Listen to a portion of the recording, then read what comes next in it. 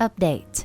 Am I the a-hole for not letting my best friend have her wedding on my property after being uninvited? Original story. One of my 29 male best friends, Carla, 31 female, is getting married soon. It's only meant to be a small backyard type of wedding, but they've been planning it for a few months now, and originally it was supposed to be on my property.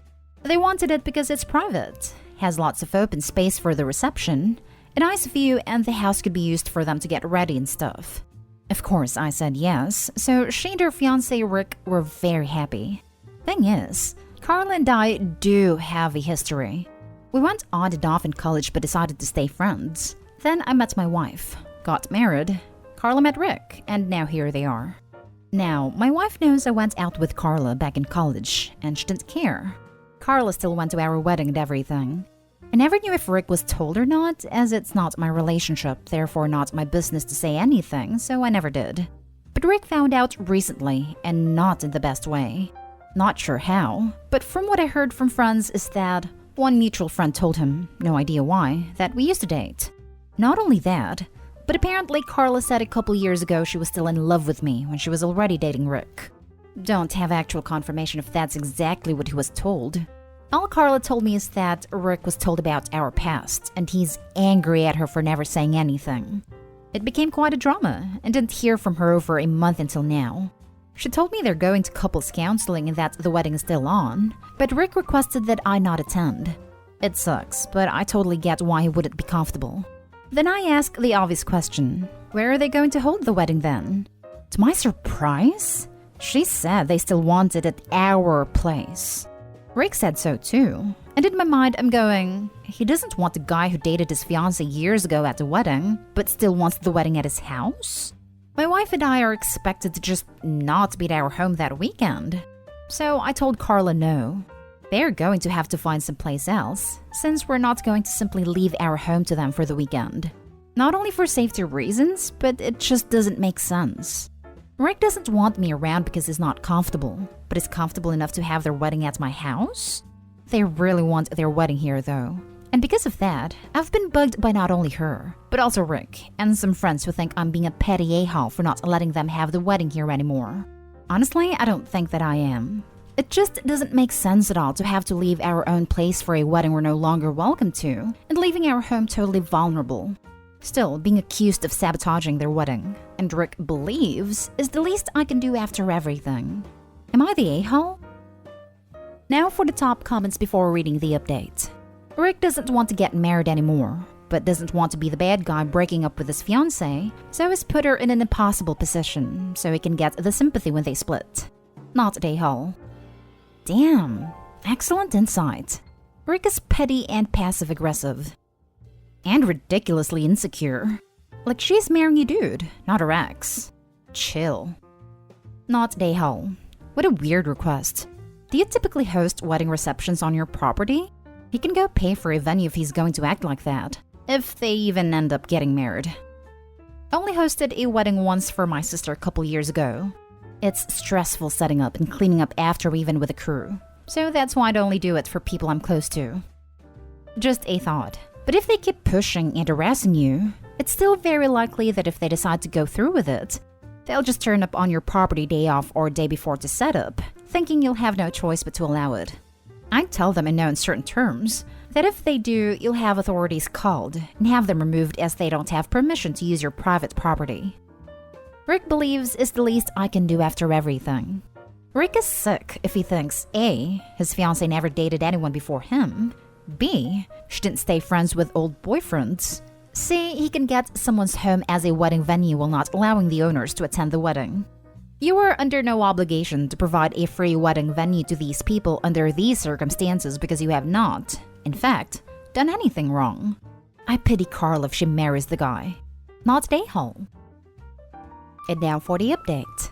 Some stuff has happened recently, and many of you have wanted an update on this. I appreciate the reassurance and understanding my decision when it seems that many of the situation didn't. So I remained firm in my decision about not letting them use my property for their wedding, even if they changed their mind about inviting us, which honestly I don't care about anymore. Rick's family, thanks to him, got a hold of my cell, so that was more people I had to deal with. I put my foot down with Rick a few days ago and told him directly that I will go to the police and press charges for harassment. I've all the texts and calls documented. Also had a very long talk with Carl about everything going on. She apologized for it all, and she knows it's her own fault. Well, she decided to be the one to call things off in the end. Some of my friends still seem to think it's my fault, and I'm taking some distance from them for a while. And also from Carla, after getting some confirmation on a few things that I needed to know. The whole thing is a mess, and I'm only glad in the end that I didn't give in to their demands, and the constant bugging has stopped. It's still a huge headache over the last few days, and not the kind of drama I want back in my life. Thank you to everyone who made me feel supported in this. It helped a lot not feeling like the only other person, aside from my wife, who thought their demand was insane and inappropriate. Wow. They ended up calling off their whole wedding? Guess they both dodged a bullet just because you refused to be used. Good for you. Well, Carla did, and I think she realized this was too much drama and conflict before the marriage even begins. I'm sure she had other reasons. I think she did a good thing here, because I feel like Rick was crazy and showing red flags. I feel bad for her. I also feel bad for Opie and the wife for having to be harassed by some crazy man and his family. I think Carla had plenty of fault too. Probably better for all that they don't get married. Stay strong, man. Also, be aware of weird vendettas from Rick's family.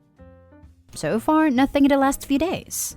Don't know if that's the calm before the storm, or Rick at least warned them that I'm not playing around. Or Rick went, yay, I don't have to marry her anymore, and I didn't even have to be the a-hole for calling it off. She did it, and has called off his family.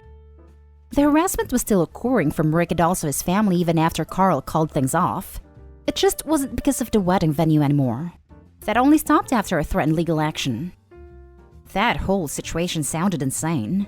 I'm sorry I had to endure something like this from such entitled jerks over it. And you've potentially lost a longtime friend because of it too. But I think you're better off. Fiancé especially sounds nuts. I can't grasp being so insecure over learning that my significant other has, gasp, dated other people before me. Now for the next story. Am I the a-hole for telling my fiancé she's either with me or against me in this conflict? So my fiancé, female 24 and I, male 27, got engaged in May and are currently planning for our wedding in August. It's worth mentioning that I'm the sole earner because my fiancé is still in university and have saved up decent amount of money to afford the wedding. Thing is, her parents get involved in everything. From picking the engagement ring on my behalf, to giving opinions on where we should rent, and now my future mother-in-law is constantly giving opinions in our wedding.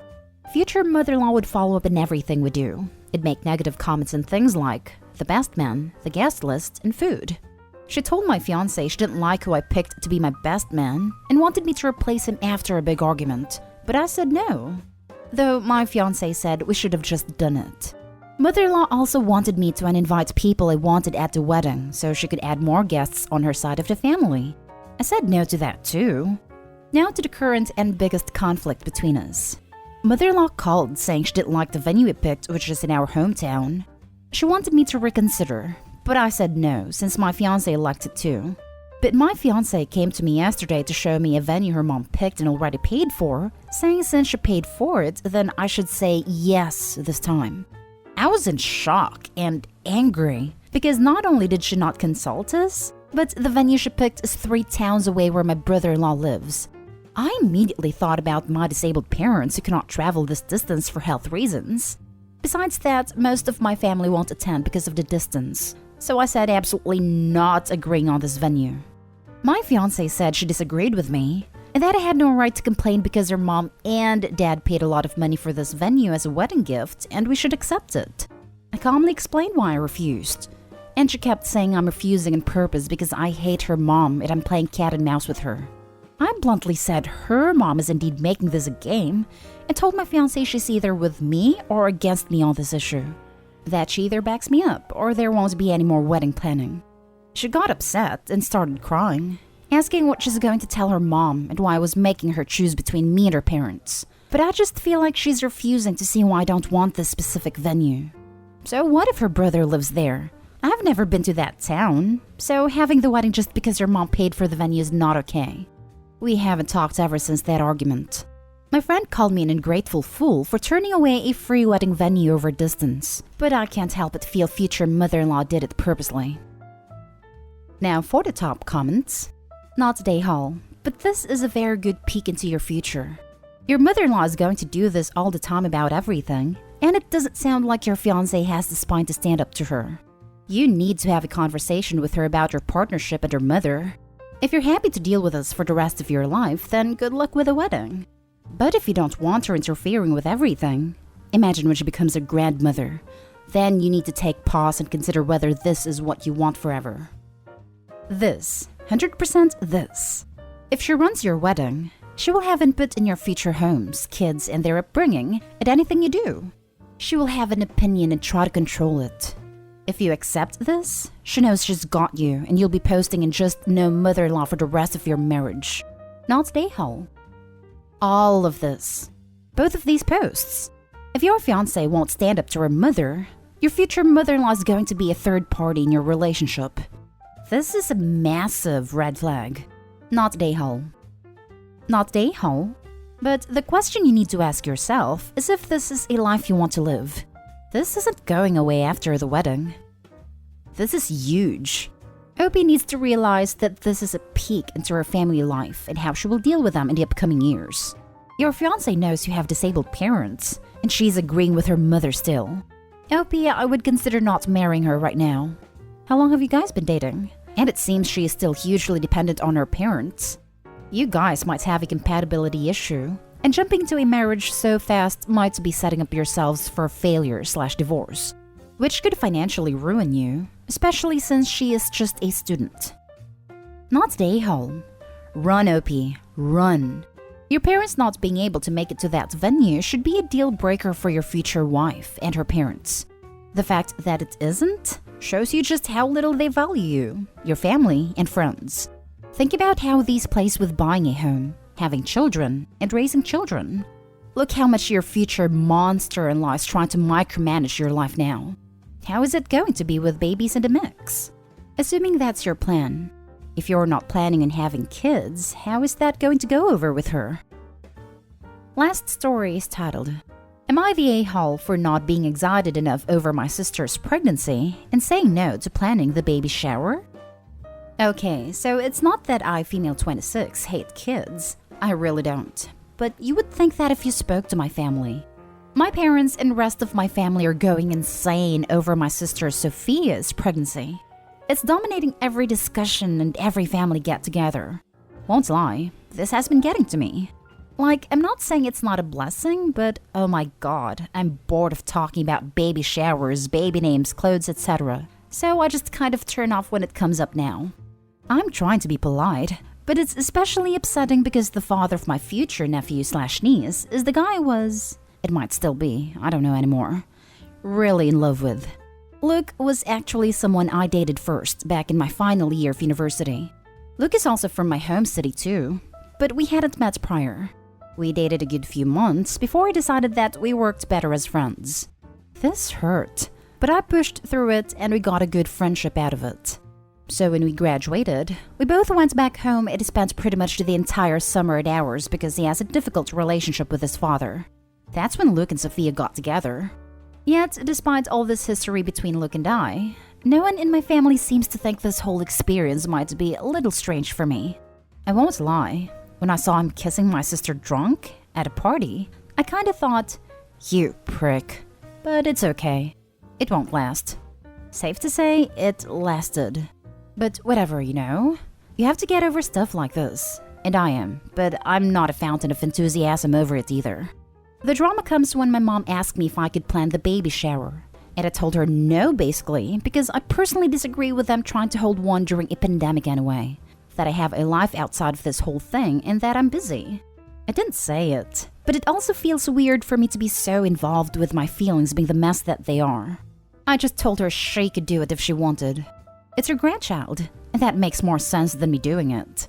But my mom got upset with me and my tone, and accused me of being unsupportive of my sister's happiness this whole time, and even selfish for not wanting to be part of it more. But I wasn't going to take that, because I've tried really hard to be mature over this.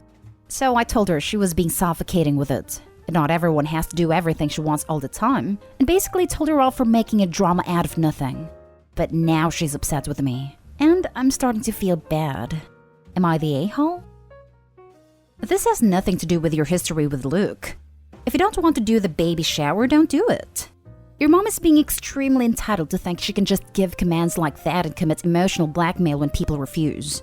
Moms have the reputation of being so kind and supportive, but I've mostly noticed they tend to be entitled little children that always have to get their way. So strange. And if she did agree, Mom will be all over it, demanding and checking in and ordering.